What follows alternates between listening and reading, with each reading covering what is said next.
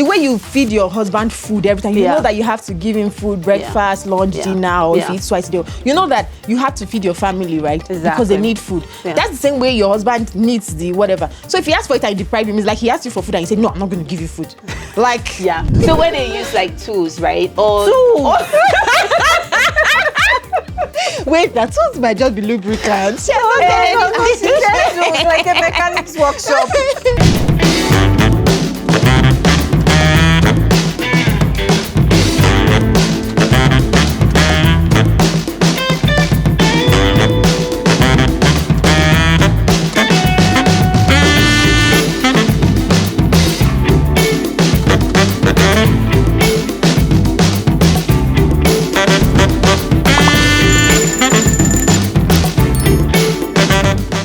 Hello guys, welcome back to another episode of the Beyond 30 podcast. We are very happy to have you here.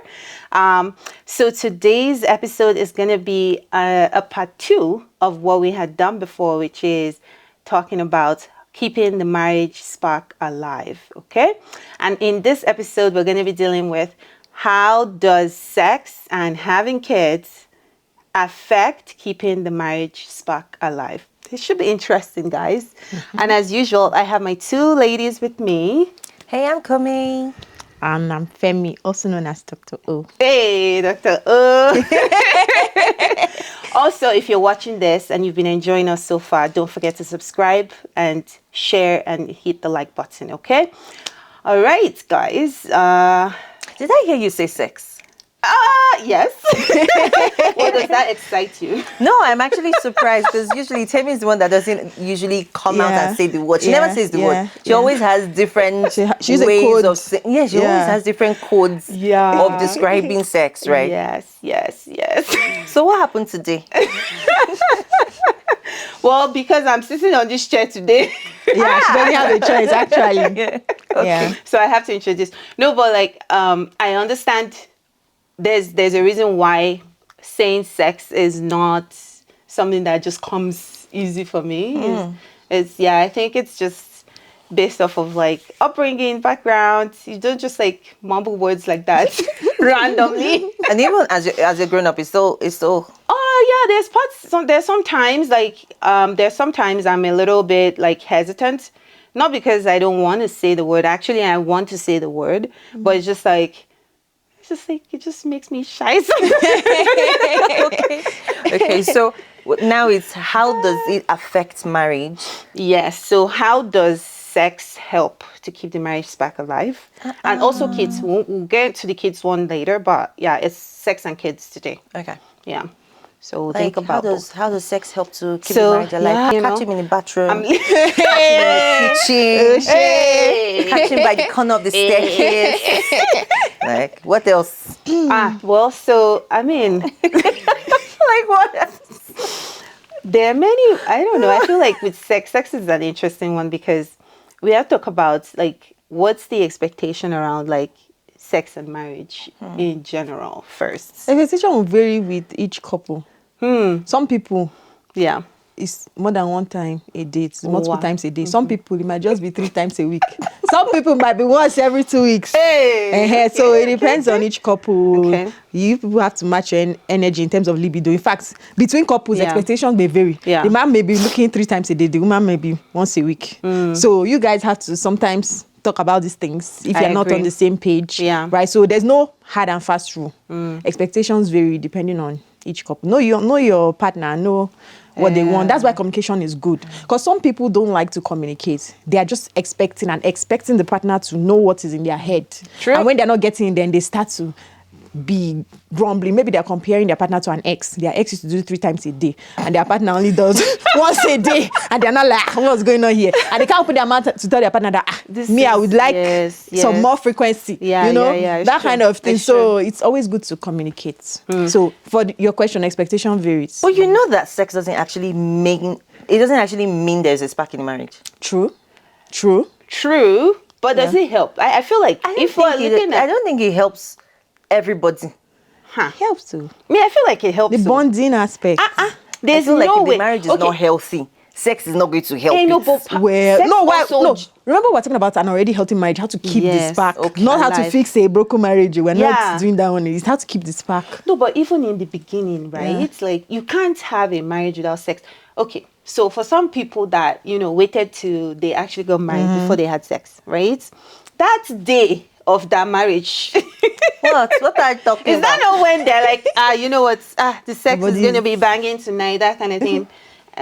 So there's no way. Like, imagine if a guy doesn't get that, doesn't have sex the first week of being married. Do you think it will keep the spark if they even had one in the first place? It wouldn't. Now, I feel like sex has a direct relationship with marriage spark in general. Now, there might be specific cases where you don't need to be married to enjoy sex and have a good time, or you don't need sex in marriage. I don't see a situation where you don't need sex in marriage. Okay.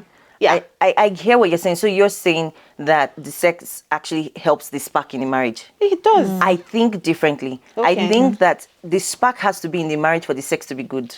Yes. Yes. But sometimes, So if there's no spark, if you people like, I don't think it would help. for you to have gotten married in the first place, there has to have been a spark. You can't get, except it's arranged marriage, you. No, you don't understand what I mean. Okay. So obviously, we're not talking in the beginning. We're talking like as the years go by. If the spark is not alive anymore, I don't think the sex will revive. Okay, it. maybe you can help us. Because When it you goes say into the spark is not alive, what do you mean? That's what I'm wondering. Yeah, so we like, can understand. Last time when we were talking, and Tammy said, "Oh, by the time they've settled into a routine and it's now boring, Right. sex cannot make it exciting." No, did they now introduce some spontaneous sex? That's when it becomes interesting. The But spark sex is back. sex must You still be go and there. get some outfits. You plan. She said Kinky, some outfits. kinky Can you please explain outfits? All those people that are into things. We need to get a this is now a different masterclass. Dr. O, outfits, expand sheets. You said that it becomes routine and everything becomes boring, right? Yeah. So when you want to introduce the spark, men are visually moved, right? So you get some kind of sexy outfits that obviously you arrange for the kids to be out of home. Just wear it around the house. You don't have to say anything. The outfit will speak for you. Yeah. The spark will come up in your husband's head. That kind of thing, right? Be Yeah, giving him small signs, subtle signs, everything. Those kind of things. You can even try out like new stuff, right? Some people, they just do monotonous styles all the time. The same position Try all out the time. new styles in bed. Try out new locations like you were suggesting. Kitchen, one corner by the stairs. Come here, is what telling me about that one. I didn't even know. That's it. Or you have visitors in the house and you just like, sneak around. Tell me like the thrill. We can see that. She specifically said sneak around. Yeah, but it's part of the excitement. It's part of it, right? It's part of the spontaneity, right? I agree. No, I completely agree. So anyway, the way where I was coming from is I feel like if you want to revive the spark or if you want the spark, then go back to having fun and then this, because haven't you heard of situations where they're having sex, but the sex is boring because they are no longer having fun? Oh, I see what you're saying. So I think you're trying to link emotional, like the intimacy. Yes. To say, okay, without that intimacy anymore, sex, where you are friends and you are laughing and you're excited about each other, the sex will still be boring. Where you still be able to look at yourselves and just not, I feel, So for me, I would say find things to do that has nothing to do with sex. Like go out, go and do something new. Go to a new restaurant. Go for dancing lessons. Do something fun. And then the sex is the icing on the cake. No. Because the question was, can sex help to keep the spark alive in Does marriage? it help? It definitely helps. If that's the question, it helps. But if the question is to fix a broken marriage, then that's a different case. If we're not keeping this, we're trying to wake it. With the spark. Okay. Now, if you're trying to wake it up, then it's a different question. Depending on how dead your spark is, sex might not be able to. Do you know the visual image that's coming to my mind? You know all those like Nigerian parties where they're using firewood to cook the jollof rice, and then the fire is going and they're fanning it, and it's not coming up. And it's not coming up. Sex is not going to help with that one. Fair enough. No, Okay, I get so, it. Yeah. Okay. All right. So you guys are aligned with the fact that sex helps to keep the marriage spark alive, right? Do we consider things like emotion, like the link between emotional intimacy, which is one of the things you were talking about, and marriage spark? Like, what is that link? So you know how some people are like very, what's the word now? You know, we did that episode on emotional intimacy before, where it's like you know, you and your husband, you just connect so much on like deep things, and then do you think that there's a link between the spark and that emotional intimacy? For me, I believe so. I feel like if that intimacy is broken, if that intimacy is not there, you guys are no longer friends. You don't talk about deep things. Even I feel like the sex cannot revive it, and I feel like the marriage is actually on broken legs at that point. But if we say guys are visual, don't you just need to like dress up and wear anything? Well, for the emotional part to come back. No, not for the sex to come back.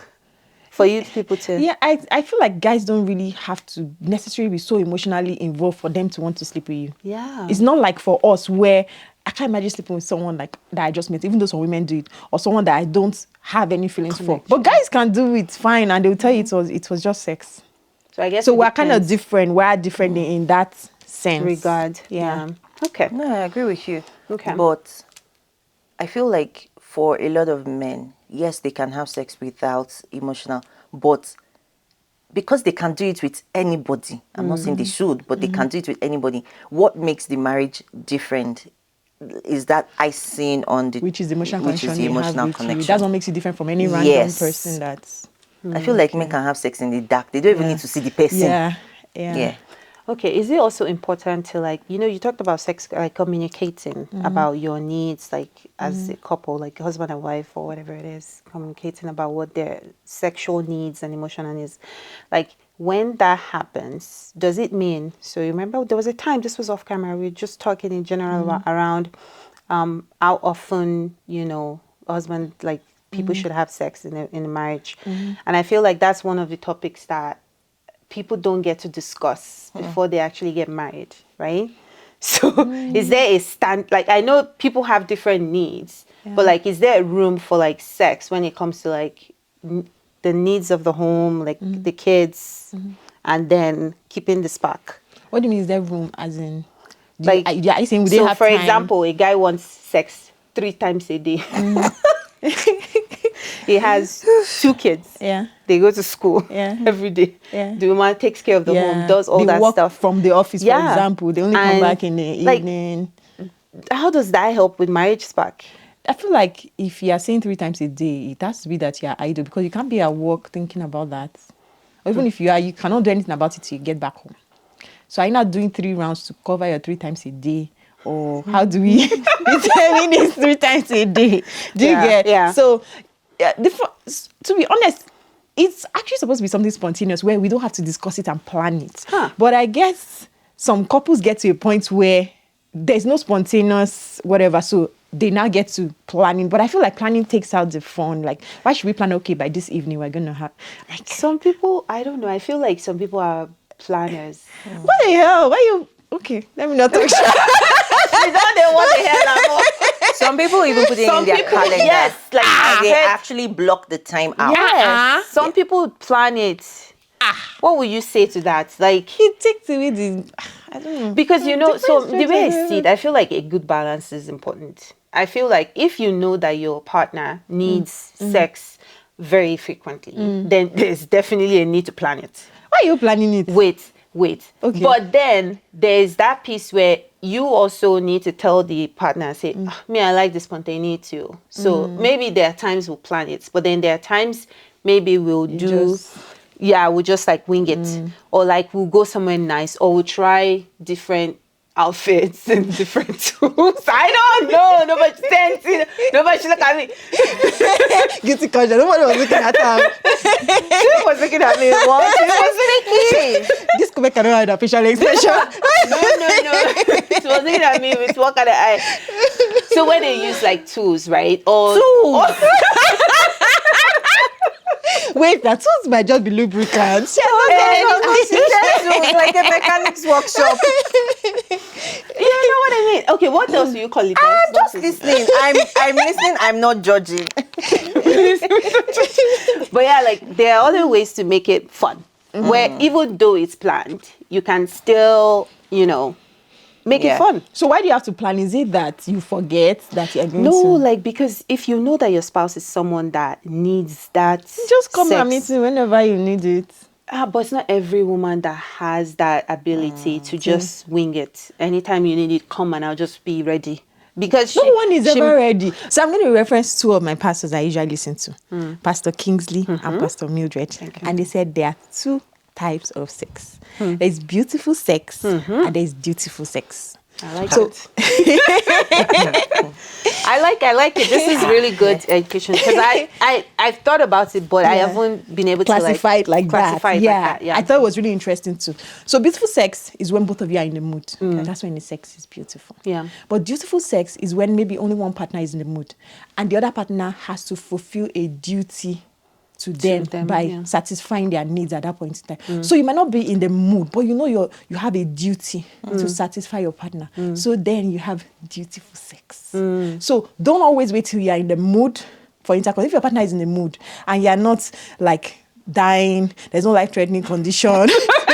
It's not like I'm not eating. But you can be dying at night. Well, like if you are dying, mentally. If you are dying, of course, your partner will be selfish to still want you. But if you are okay and you're in a position where you can, sometimes you're not always in the mood. Think about when you're going to work. Are you always in the mood to go to work? No. But you go to work because you have to. That's dutiful. So the same thing with the bedroom.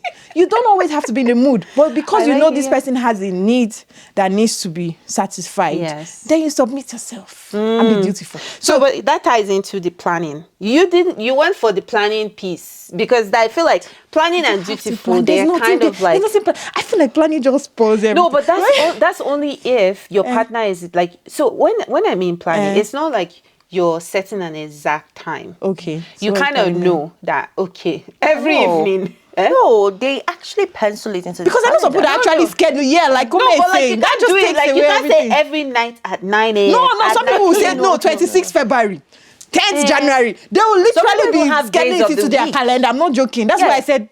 But that's where weird. People even have days of the week. They'll be like Thursday at 8 p.m. Yes. Like, so if maybe you invite them out Thursday at 8 p.m., they'll tell you, sorry, we're busy. No. I feel like they don't mean like directly for only the sex. I feel like maybe it's just for husband and wife to connect. It's actually for sex they plan it. So then once it's 8 p.m. alarm will go off. It's time. Then we go to the bedroom. I feel like at some point you start using Alexa. Alexa, set the alarm. God now help you.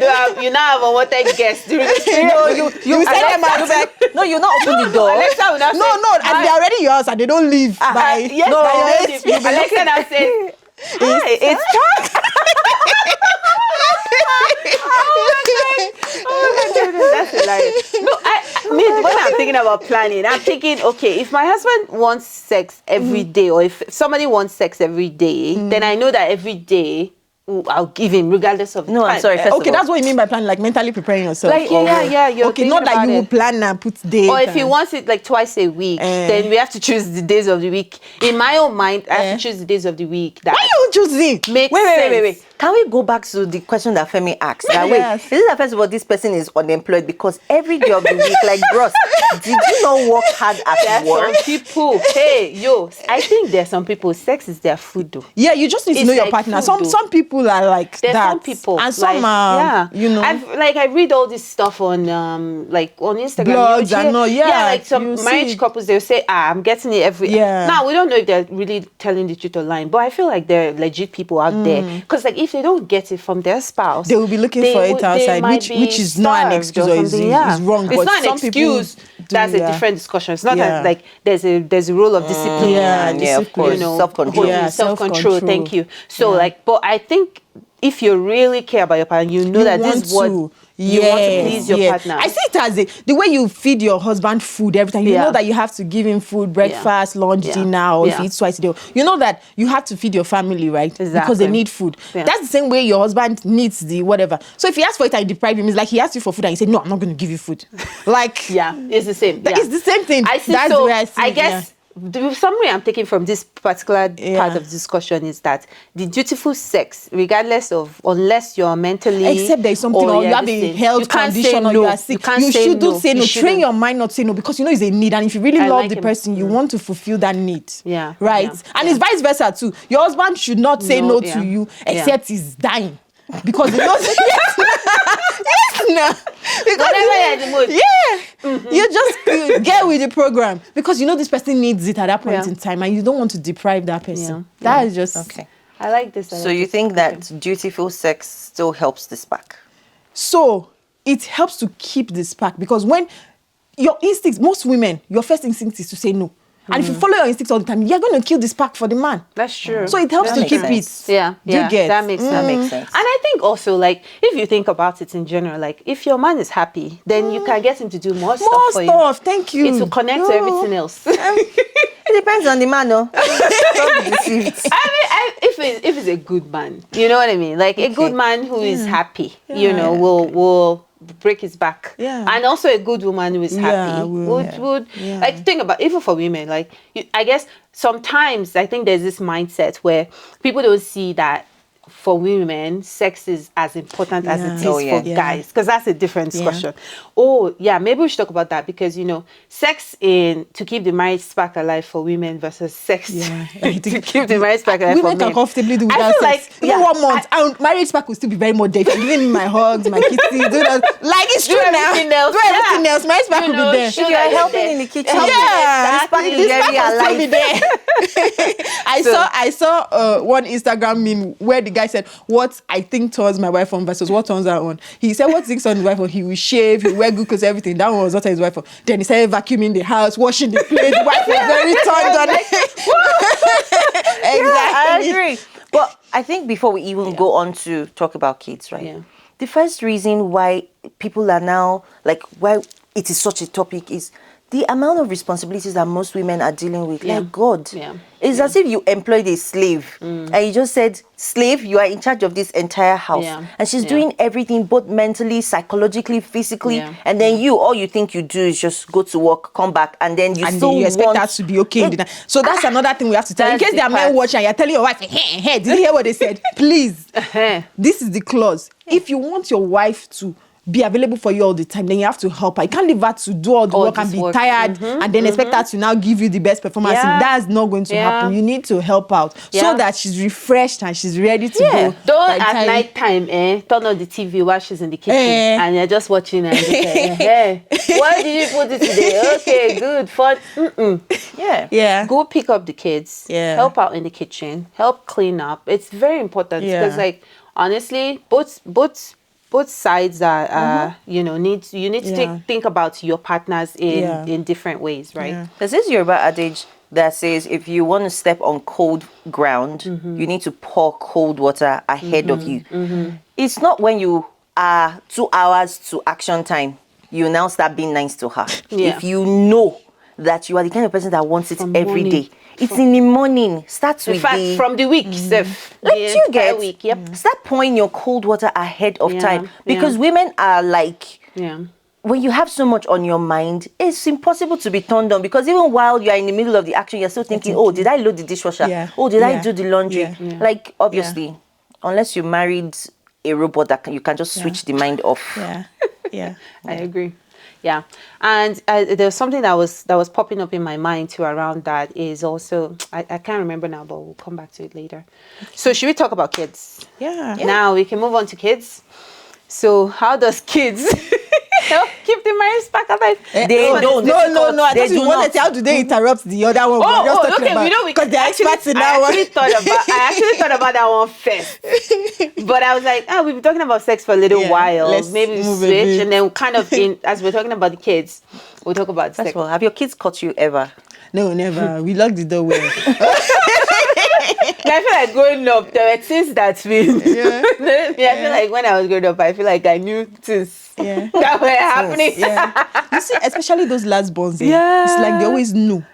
They might have been away since, so if they are older or if they are babies, they will be sleeping peacefully. The moment you want to start something, telling you. I'm like, but you have been quiet for the last 1 hour. What's good? Oh, they are It's like they don't want you to have another baby on top of them. How about the So ones that they- come and climb in between two of you? Oh. At least that one, the action has not yet started now. They came to climb in between before the action started. Abi. This one, let's say the baby is in the cradle. Yeah. You just, like, you have a small baby. Yeah. And the baby is quiet. The baby has been sleeping for like 1 hour. Then your husband will just come and touch you. People will start there. And they will not start immediately. They wait for it to get to the middle. Then you just hear, I'm like... And I was saying that kids don't help keep the marriage spark alive at all. Definitely If not. you are not careful, kids can actually tear you that- apart. So you have to actually be deliberate when you have kids, intentional about some things. Because it focus also for we women, we now focus on our kids. Like, You know what? guilty. I feel like because obviously he's still really young. So Yeah. but the thing is that generally when you have young kids, Yeah. it reprograms you. Yeah. But I don't even think it's only the woman. I feel like the woman, yes, you might be carried away with looking after them, but for the man, is now also the burden of I'm providing for more. extra people. And so his mind is somewhere else. It's He's true. busy It's calculating true. and It's computing true. all sorts of things. Yeah. So I it guess doesn't it's help the spark. interesting. I guess like it's something that couples have to like think about and talk about before they to say, okay, for example, like some of us didn't start having kids until like 2 years in. Yeah, some 3 people do years in. that. Some people wait a Yes. little bit to enjoy their To marriage bond very first well. before kids come in. Right? I think this is a very valid thing to do, Yeah, I agree. especially in this age and time. Like, there's so many things that you're thinking about, especially once you have kids. It doubles, triples, self, So you have to be intentional about, do I need some more time, especially for people that maybe even did long distance relationships before they got married. Once you get married, don't just like, straight. Yeah. But wait, I mean, for some people, it's not like It's not a big deal. it's not conscious. It wasn't even conscious. Right. But I feel like, can we address those Nigerian and African aunties that are always womb watching? Oh, no, that one is a different The matter. moment you get married, they're asking you, so when is the baby that coming? one is a different matter. I feel like they don't put help the pressure. relationship because Yeah. you guys, yes, you might have dated, you might have courted for a bit, Yeah. but when you now get into a marriage, you've not even Yeah. like understood yourselves, Yeah. and they're already expecting a baby. And Yeah. for a lot of people, especially the ladies, I put this one on the women because the men might not know how it would affect you, but it's going to affect you mentally. Even the pregnancy period, everything. it's going to affect everything. Yeah. So don't let anybody be rushing you into becoming pregnant. Like if she wants to assist you, can she like to get pregnant for you? Exactly.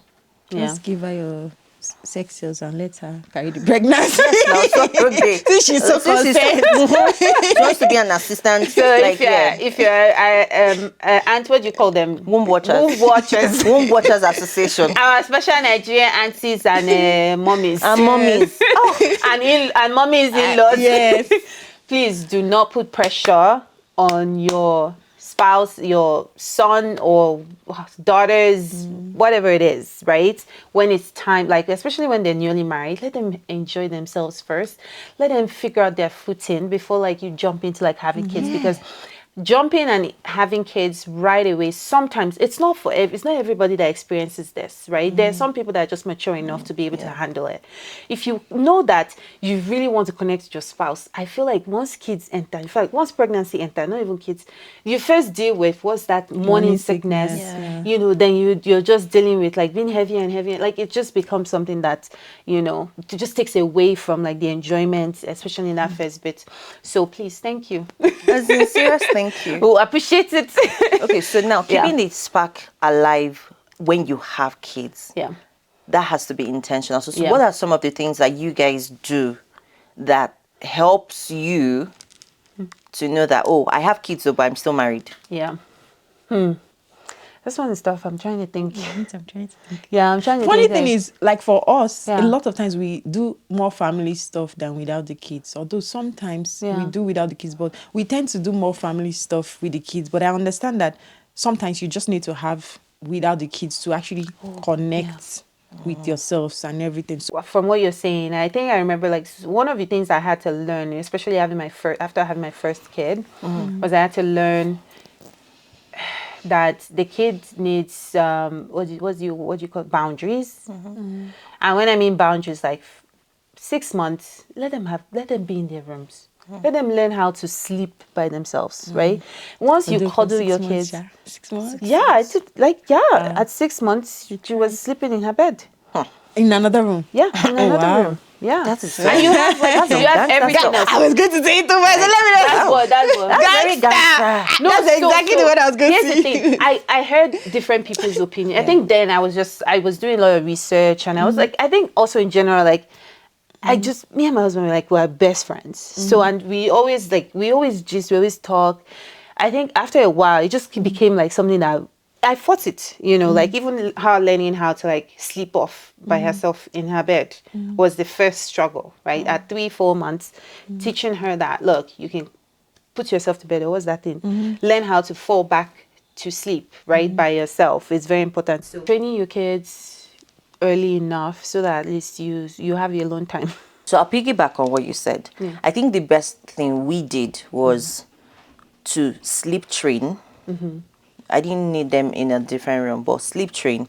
They go to bed by 7:30, and then from that time we now have like all that evening time to us. But if they're not in another room, at what age did you sleep train? How do you do your alone time? There's always sofa. No, at what age did you sleep train? Okay, so with our first, we sleep trained her when she was like 7 to 10 months. But the sleep training was getting a nighttime routine, a bath, dinner, bath time, pour her down to sleep. And we did it consistently every day like that. So by 7:30, she's sleeping. Yeah. That's now the time we now have date nights. So date night, we didn't have to go out. Yes. So we now have date nights, we'll light candles, we can now have dinner. Yes. So obviously, if you're doing that consistently, that's the time where you now connect and you have like real conversations. So that's for babies, right? So you sleep train them, train them early. But as they get old and they start going to school, it's the same thing when for they us. come back. No, but when they come back, don't leave them awake till 10 p.m. Oh yeah, so ours has never changed. It's still the same always time. the same. The only thing is that now, because they're a little older, we increased it to 8 p.m. So 8 p.m. you're in your bed, and then mommy and daddy can now sit down and relax and whatever. Yeah, exactly. I think that's the best strategy, at least with kids, for you to keep that spark alive, is to make sure that the way you plan your house, the way you plan, your routines, it accommodates you and your husband's alone time. That's the most, I think, with kids, very important. Don't be like, oh, this is my baby, because I know sometimes parents are like sometimes it's the guys, sometimes it's the girls. Like sometimes, I feel like most times it's the women that are very attached to their babies. So like, oh, my baby needs me. And all of a sudden, your partner is in the back burner. That kills the spark especially if the partner is someone that doesn't speak about it or doesn't want to talk about it because maybe you're going through post-traumatic, like the depression from after this. You just slowly see that everything just dies, right? And then before you know what's happening, you're struggling to like stay married, right? So it's one of those things that you got to be intentional about when it comes to like kids in marriage. Yeah. But what are other things? Have we thought about other things? Between with kids, so that's being intentional about alone time. Oh, something popped in my mind. Is there anything wrong with like your kids seeing a little PDA? PDA, no, that's healthy for them. When you say PDA, you mean like kiss, hugs, everything. They need to see it so they know that that's what they should expect in their own marriage. Okay, I like that. Isn't it not very weird that many of us never saw our parents even touch hands? Exactly. But they were giving birth to many children. Very, very important. I think it's part of. So PDA, especially if you're the type that wants PDA, it probably helps the spark to stay alive. Once you have kids, don't feel like all of a sudden I can't, sometimes kiss your husband or kiss your spouse and see what happens with the kids. The kids might even want to join. So I'm just going to share this. Like we have like so many family hugs. It's interesting. Yeah. So I'm the one that is very affectionate, touchy, Yeah. right? And so we're always hugging, and then you just see them running to come and join in a hug. And I feel like as they grow up, it's actually setting the kind of expectations that they have. Exactly. Like have a loving, affectionate home, not where everybody's stiff, and then in the nighttime you're expecting action. I'm telling you. Yeah. So it's very, very important too. So with kids, there's so many ways to get around it, have alone time, travel. If you have the opportunity, also keep your, if you're not uncomfortable with it. Some people have nannies to stay with their kids for the evening. So even if you don't have family. Okay, for the evening. Yeah, for the evening. Some people even go as far as having nannies stay with the kids on a weekend. While they're away, it depends on where While you are. they're away. Yeah. If nanny will be there and maybe like my mom or my mother-in-law are there, if they are there with the nanny, then that's fine. But like nanny alone, kids alone, is a no for me. Interesting. People have different. People have different. I'm also not going to live. I can't even live with a nanny. Talk less of living a nanny with my kids. But I think legit, like there are people that there's don't mind. Many people, so many, and some of them don't have a choice. Exactly. I can say I want my mother-in-law because I know they can be there. Yes. But what about people that don't have? Exactly. Some people don't have a choice. So it shouldn't be. I mean, if you're comfortable with it, but you have to make sure you set. What are those things? You set rules. You have cameras everywhere. Like if you're doing it, you want to still keep your child safe. Like in the marriage, it's not only about I mean, if something happens, God forbid something happens, that's like a big strain on the marriage anyways. So you have to make sure that those things, if you're comfortable with it, it's okay too. Like have a nanny watch the kids while you guys have some time alone. But yeah, it's very important.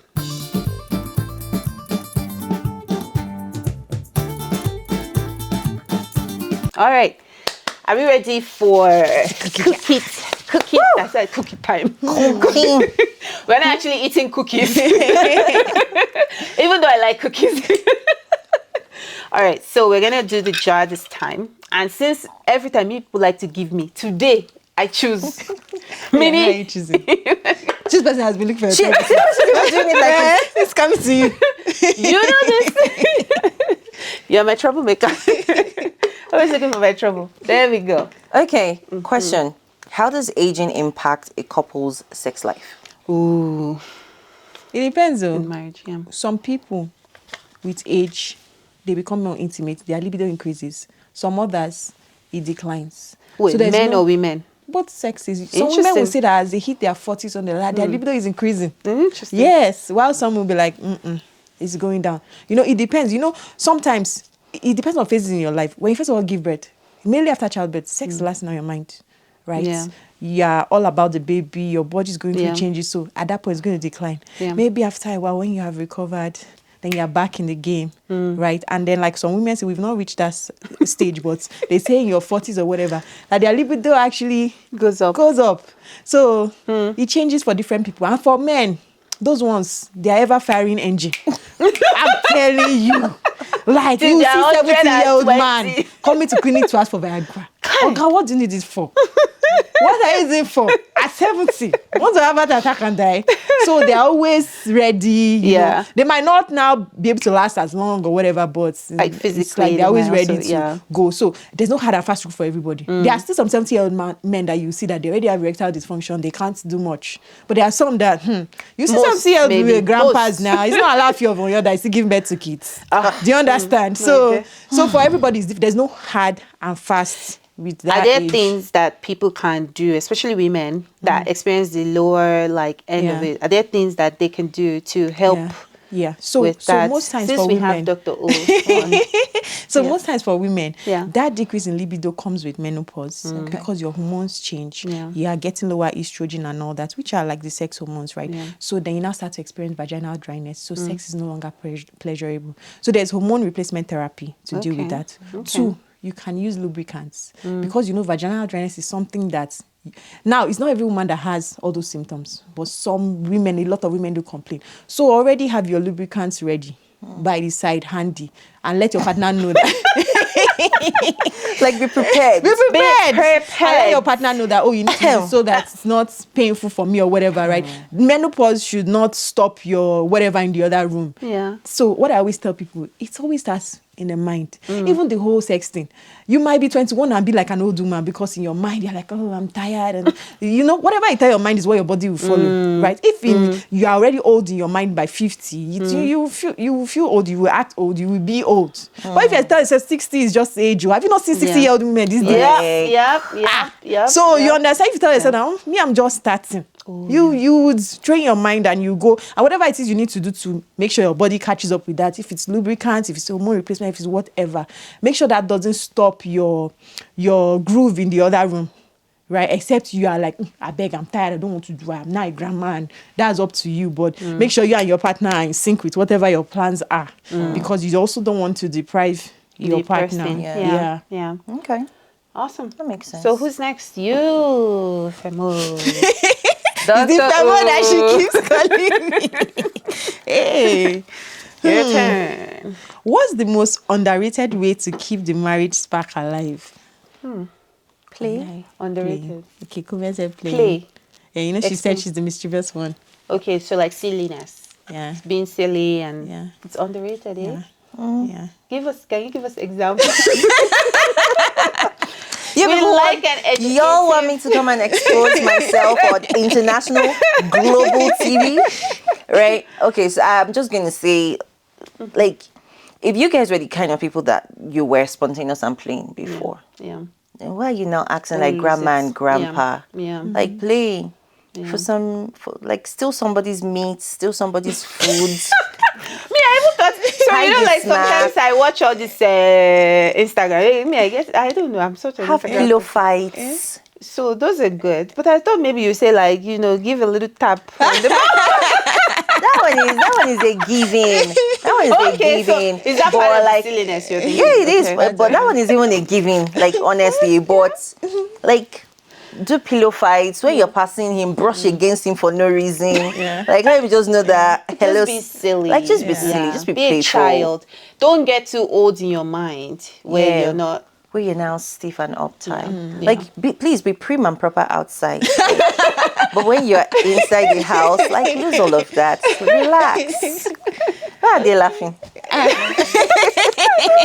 Yeah, you are laughing as if I said something. No, like silly. I do think it's really underrated because this is not even just in marriage. I feel like as Even people get older, they all of a sudden put themselves in this box of, oh, I can't go to the arcades anymore. I can't do anything anymore.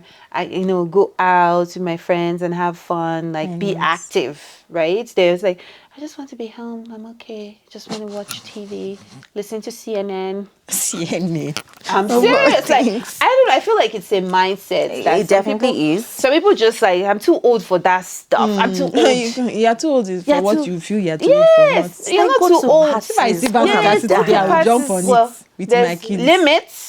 The party. What's the limit? There's no limit. When we were younger, like Any kind of party, when we were younger, okay, hold on. When we were younger, right? Yes. Many of us couldn't go to parties because it was assumed that it's bad kids that at the party you're going to get in trouble. Right. Now that we're adults again, we can't still go to the party. No, now that we're adults, I will need to be turning up once. So go clubbing, dance to your heart's content, grind on him. Hey! Yes, you can be grinding, but it's that club one that I don't know, Sha. Where else you want to be grinding? You can grind in your house now. Thank you. It's part of Can I the grind in your silliness, house? Oh well. Do what works for you. Bottom line. Well, just be careful when you go clubbing. Why are you being careful? Explain that. Well, I feel like sometimes, like, it depends on the clubs. Like, there's so many different kinds of clubs nowadays. I mean, those of us in the Western, like, in these parts, well, thankfully, we in Canada don't have to worry too much about that. But, like, people in the US, I think there's a lot of drugs and violence. I mean, gun. and the gun violence they had. It's like, I think there's something in the news about that recently. Anyway, so It's not an everyday thing now. I get it. It's not an everyday thing. Oh yeah, go concerts. Go Yeah, for Go to concerts. Go, yeah. I'm still waiting to grab my partner for, because the last one I wanted him to go with us. Somebody had to watch a kiss because it was late in the night. But yeah, go for concerts. Yeah, Like just go have for fun. paint and Really, sip. Like yes, plan. yes, Like yes, be yes. intentional about planning things where you guys just have fun. Yes. It's not every day be doing mommy and daddy in the house. Mommy and daddy. That's correct. Okay, 100%. so Same is turn now. let me pick. Let's see. I better pick an interesting one because you guys have been picking. Oh, okay. Sound like she's not excited about I was enjoying the sex one. Maybe a little too much. Okay, this says, what's one thing parents should do to keep the spark alive? I feel like we already talked yeah. about it. I think you should pick that's why I another kind one. of shook my Yeah. head. Okay, I'll pick another one. Actually, I like this one. I'm seeing it as cheated. Cheated. It's okay. It's all part of it. Okay. Can physical attraction grow stronger over the years? I feel like we didn't talk about attraction at all in this episode. I think it can. Physical attraction grow? But answer your question first. Strong. I feel like you have to be intentional about that physical attraction part. Okay, first of all, if your partner is someone that cares about your body, like, you know, when they married you, you were a certain way, both ways, not even just for the woman, right? And then all of a sudden, throughout the marriage, you just let go of your body and don't pay attention to it. And it's not even just like, you know, the shape or whatever. It's the skin. It's like, you know, all of those things that help, you know, the person stay like attracted to you. The person looks at you and is like, that's my wife, you know, they're just kind Even of proud. the way you dress. Oh, the way you dress. Like, you know, when we were growing up, our parents would be tying wrapper. Put that hairnet. You know, like, I think there's a potential for physical attraction to grow over the years. Why? Because now the person knows so much more about you. You've been through so much more together. It's easier, like, if you keep your body, like, the things that attract him physically about you, if it stays the same or even glows a bit more, then, you know, I think it can grow stronger. I think so. Yeah. I agree with him. Yeah. I used to tell my husband that he's getting finer. He's getting finer, like a fine wine, or how they say that. He's getting finer every day. And honestly, that's how I see him in my eyes. Like, With white and I used to say, yes. And I used to say, thank God for me in his life. Because if you look at his picture of before and now, come on. The glow up is I real. glow, you know? So, it does some wonders. Yes. Yes. So, I like so that, it's yeah. possible for that physical Yeah. attraction to actually grow with age. And like she said, don't let go of yourself and where you stop trying to look good. You know, some women will just they just dress. They don't try to even dress to like impress their husband anymore. Those kind of things. So it's good to you to can do that. But it's even for the men too. Exactly. Like it's not even just for the women. It's also for the men. And I feel like it's good when like couples challenge each other too on that stuff, because it's like, oh, you know, if my wife is doing that, then me too. I have to step up. You know, I don't want to be looking like somebody beside her. You know. Yeah. I think I was watching one of these shows one of these days. I'm not going to say who was it wasn't a show actually. It was a political thing I was watching. And this person won an election and the wife stood beside him and we're like, is that the wife or is that like the aunt? Really? Like legit, like she was looking so much older than the man, you know. I know sometimes like some men when they age, like the white beard makes them even look much better. But like the women, everything just, you know, combos like You guys, wait, I've been trying to hold myself. Yeah. Let's hear it. I'm watching her. I know she's been doing face. Yeah. No. So I agree that it can help the marriage and Yeah. it can help like everything. But can we give women grace here? Of course. To do what? Like, can we give get what a you're lot of saying. women grace? Yeah. First of all, yes, a lot of women age faster Yeah. because they are carrying so much load. Yeah. So it's not that the woman is not interested in trying. It's that She doesn't have the most of the time she's overwhelmed that she cannot.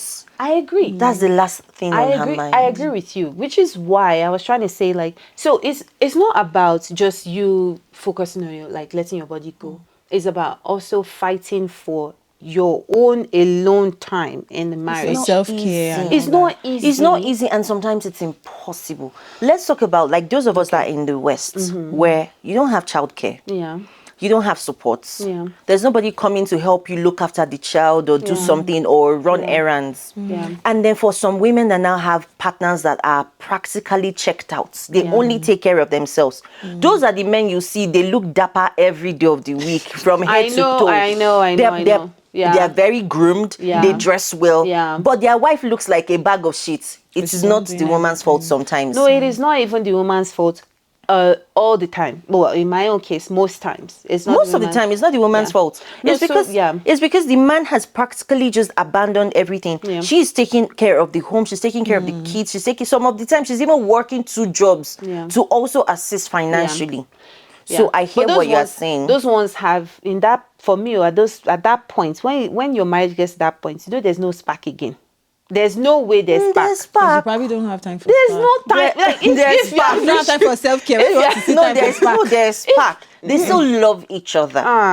You can't love your partner and allow her to carry all allow her that weight. to. Some men don't know that they're doing something wrong. But do you also think that? So for me, where I'm coming from is women need to be more enlightened. I used to be the kind of person that used to think like that, where it's like, very traditional, right? Oh, do this, and like the man doesn't have to do this. It's not everything. No, but like most, I didn't care too much about my physical appearance.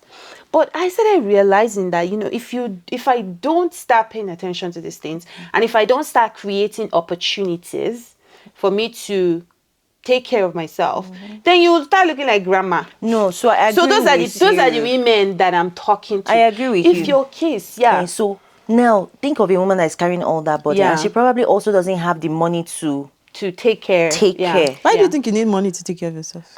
Sleep is a good routine. Yeah, but what if she can't wake up around 4:30? That's make breakfast for So then she needs to protest. I'm not waking up at 4:30 anymore. Make your breakfast or something. I think part of it is the awareness. I feel like women need to be a bit more vocal in that aspect if you don't want to let go, right? Because if you do, the person that will still end up suffering it is still you. Yeah. Sometimes I have to stop and tell myself, you know what, if you die, everybody will move on. This life will go on. This thing you want to do that you say they need you. They will be all right. So take time and rest. So I think we need to have a broader conversation around, yes, I love self-care. I love taking care of yourself, but most of the time for like let me not say 90%, for like 85% of women, it's not because they don't want to look good, it's because they are so burdened. So maybe we'll have a conversation like practical things that we can do. I like that one. Actually, I like that one. I really like that one because even I feel like a lot of women, they don't even have access to like friends and people. Like for me, I think some of my friends, you know yourself, were big on like really encouraging me to like, you can do better, you can dress up better, like listening to people, taking some advice, especially if you know that this person doesn't have any ill intent towards you. Try to listen to them. If you see somebody that looks nice and looks good, ask them, how are you doing it? Let me know like what if there are little things you can do. For example, washing your face at the end of the day. It's not difficult. Wash your face, clean up. Also, you don't have to tie wrapper. No, that one. No, that one's out of the conversation. But for some women in our generation, they still some do. Women, I'm some telling women you, don't if you're that person, bond the wrapper. Those are the people we're talking about, like to keep your spark. Some of them, even that hairness. I made up my mind when I was going into I used to wear hairnets before I got married in my house. But you see, as I mentioned my husband, I flung all those hairnets away. So what do you use instead? I pack my hair up, or maybe some of these nice bonnets that look nice. Not those I feel like most men don't even like the bonnet. They don't like the bonnet. I don't wear. Except I have, there's some hairstyles you do that they'll say you have to wear silk cap to keep it. If I don't do that I just pack my hair up like that. It's not disturbing me because those hairnets can actually make you look like a grandma. Okay, you guys, I feel like if we continue this conversation, we're going to start this topic. I will now finish it. I will now come back to So let's come back to like practical things that you can do, especially if your partner is not supportive. Yeah. I agree. A big fan of that. Yeah. So audience question. All right, let's pick the question for you guys. And remember what we said. Don't forget to subscribe if you've been enjoying what we've been talking about so far. Click the subscribe button, and also don't forget to comment and answer these questions. Okay. Okay. Let's see. We'll see. This one's I think it's a good one. How do couples avoid becoming just co-parents? Mommy and daddy. Mommy and daddy all the time. In fact, they call themselves mommy and daddy. Oh my God. That is like our grandparents' era. Yep. And I think some people in our generation took it too. Like so if I found anybody calling their husband daddy, I'll just be like, Daddy, are you all right? Daddy, what? Oh boy. Daddy. Oh boy. All right, so that's the question for you guys. We'll be watching in the comments. And yeah, we'll see you next time. See you. Bye. Peace out.